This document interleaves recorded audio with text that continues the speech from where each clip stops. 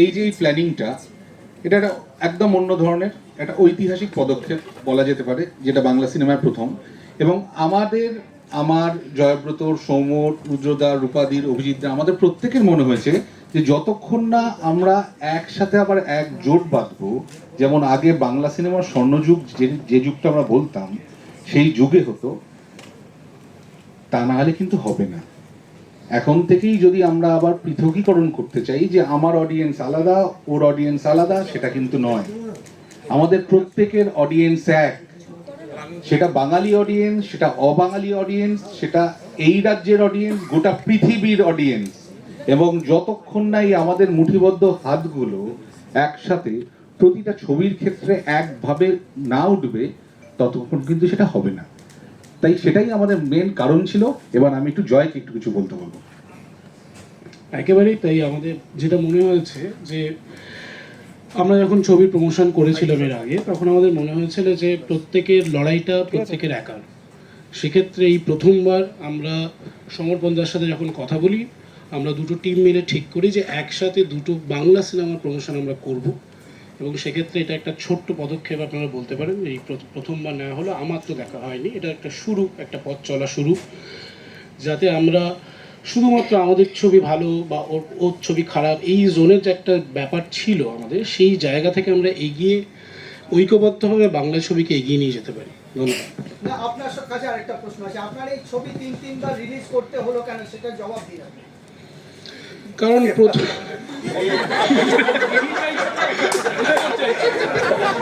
বলছি ও জবাব দিতে দিতেই এই অবধি পৌঁছেছে। একদমই তার কারণ হচ্ছে জবাব দিতে দিতে এই অবধি আমাদের ছবি পৌঁছেছে, এবং জবাবটা বেসিক্যালি বাংলা সিনেমার দর্শকরা দিয়েছেন। এবং তাই আজকে তিনবার রিলিজ হওয়ার পরেও আজকে আপনারা দেখেছেন যে আমাদের ছবি হাউসফুল।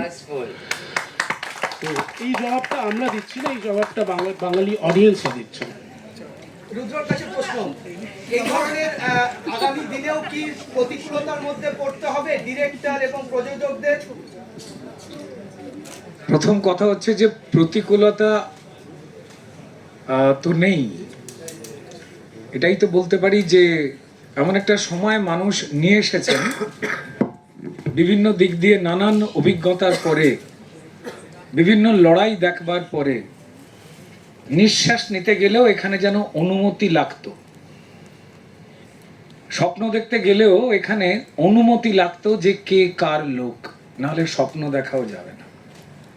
ঠিক এইভাবেই মৃত্যু ধীরে ধীরে গ্রাস করছিল, শুধুমাত্র শিল্প সংস্কৃতির ক্ষেত্রে নয়, প্রতিটি অঙ্গনে। তো তাই যাতে স্বাধীনতার সঙ্গে, স্বাধীনতার মানে হচ্ছে যে আমাদের আর কতটা বলতে নেই বা এগোতে নেই সেই সম্যক জ্ঞান অর্জন করা। স্বাধীনতা মানে স্বেচ্ছাচারিতা তো নয়। তো তাই আমার এই মাটিটাতে যে উন্মুক্ত স্বাধীনতার একটা বড় পরিসর দেওয়া রয়েছে, সবাইকে সম্মান জানিয়ে, সব পেশার মানুষকে সম্মান জানিয়ে, সমস্ত মতামতকে সম্মান জানিয়ে সবাই সবার মন দিয়ে কাজটা করবে। এবং এই ক্ষেত্রে আমার মনে হয় যে আমাদের নিজেদেরও এই যে নতুন ভোরটা এসেছে, এনেছেন মানুষ, দায়িত্ব দিয়েছেন আমাদের সবাইকে, এক্ষেত্রে মানুষ ভুলেই গিয়েছিলেন যে আচ্ছা তার নিঃশ্বাস নেওয়াতেও বাধা নেই, এটা আমার অধিকার। আচ্ছা আমি সিনেমা বানাবো, এটাও মানে আমি পারবো, আমি কবিতা লিখবো, আমি গান তৈরি করব, এটা আমি পারবো। এই ভাবনাটার উপরে পেরেক মেরে দেওয়া হয়েছিল, বাক্সবন্দি করে দড়ি দিয়ে সেই বাক্সটার মুখ, বস্তার মুখগুলোকে বেঁধে রেখে দেওয়া হয়েছিল।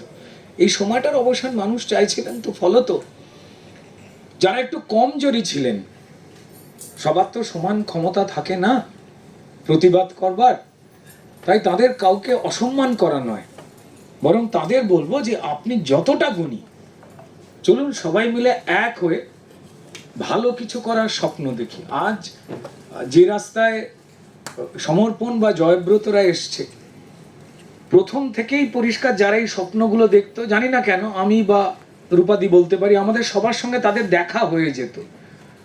ঈশ্বরকে অশেষ ধন্যবাদ যে যারা নতুন কোনো কিছু করতে চাইছেন, বাকি আমাদের অভিজ্ঞ এবং গুণী বন্ধুরা তো আছেনই, কিন্তু যারা নতুন স্বপ্ন নিয়ে আসছেন, নতুন ভোর দেখবার কথা ভাবছেন, তারা না মানে সঠিক জায়গায় পৌঁছতে পারতেন না। কি জানি কেন কয়েকজনের সঙ্গে আমাদের হয়তো দেখা হয়ে যেত, এই পরিসরটা আরো বড় হলো, যা সবার জন্য ভালো, এটা বলতে পারি।